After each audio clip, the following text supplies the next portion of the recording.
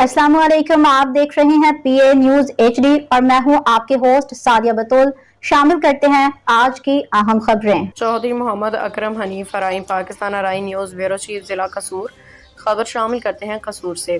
DPO कसूर मोहम्मद ईसा खान की ज़र सदारत ईद उल अज़हा के मौका पे सिक्योरिटी के फुल प्रूफ इंतजाम को यकीनी बनाने के सिलसिले में वीडियो लिंक मीटिंग का इनेकाद। वीडियो लिंक मीटिंग में एसपी इन्वेस्टिगेशन मोहम्मद ज़ियाउल हक, सर्कल अफसरान और एसएचओज़ ने शिरकत की। मीटिंग के दौरान ईद उल अज़हा के मौका पे अमन के क़याम को यकीनी बनाने के सिलसिले में सिक्योरिटी प्लान को अपनी शक्ल दी गई।